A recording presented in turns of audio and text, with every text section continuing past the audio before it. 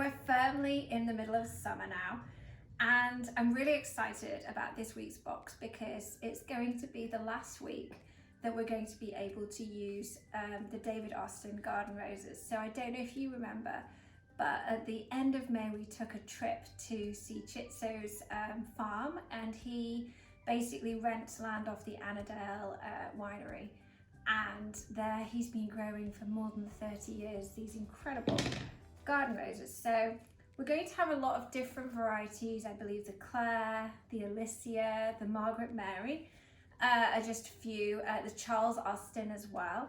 But the key thing about these is their fragrance, their incredible shape, and just, you know, how beautiful that they smell. And it's so nice that we can support our local farmers, especially when they grow such incredible flowers like these.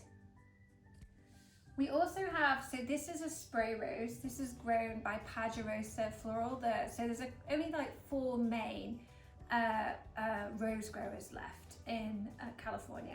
Pajarosa is one of the biggest, and they're grown in Watsonville. But I love this, like, kind of almost like a secret garden, like natural shape with lots of different kind of variegated petals on the side. And they open up really nicely too, and they come in this nice purple tone. So we've got those. We've got a few pieces of Nico's lavender. I don't know if you remember that we had that last year. Lepto. And then we have got some Scabiosa, which is in bloom, and olive. And if you look closely, you'll be able to see some tiny little olives. Obviously they're not going to grow because the branches have already been cut, but this is one of the beautiful things about summer, is that everything kind of comes to its full form at this time of year. So we're going to start by covering the perimeter of the vase, and we'll work with the olive first. I'm using the garden vase, so it's pretty short. It's around 6 inches high and around 4.5 inches wide. I think a lot of you have got that one, so I like to use it for that reason. So just cut the pieces and just add them in. I had a tiny piece here that I cut off, so I'm just gonna see if I can rest that at the front. No, it's too short, it doesn't want to go. Let's try this one. So yeah, use any of the branches that you've got, and basically you're looking to create shape.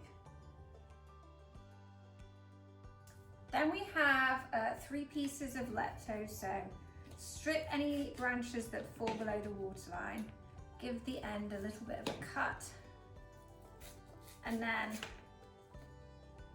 just put them at 3 points really.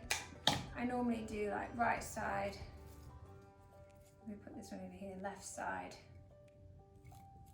and then one in the middle as well, like that. Ta-da! Okay, so next up we're going to add the garden roses. Be careful because they're really prickly, and we do our best to remove the thorns from them, but it's not always so easy. So there might be some stray ones that are left on there. So just basically they're pretty short stemmed, these, so you don't need to cut that much off, but essentially you just want to rest them inside the nest of the greenery and the Lepto that we built.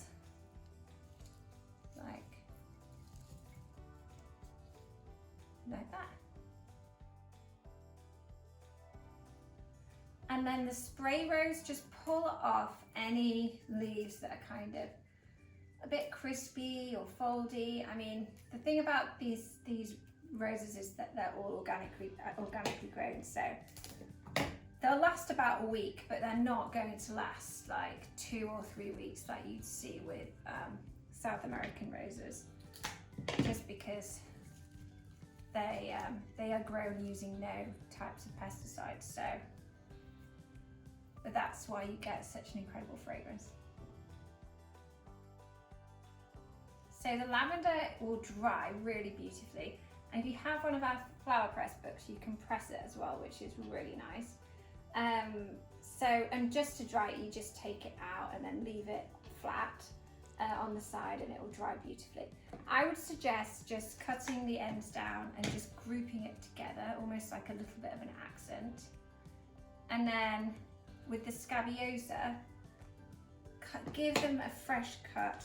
These kind of tend to wobble in all sorts of different directions, so you can put them wherever you want basically, but you kind of have to fiddle around with them a little bit to get them to stay, you see, in the position that you want. So I'm going to put one there, and then we can put one on this side too. So I'm going to try and let this one lean like that.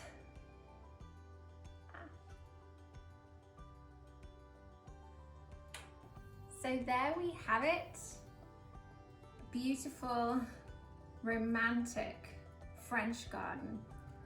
And I hope you enjoy the roses this week and let them just captivate you and fill the room with beautiful, fresh fragrance.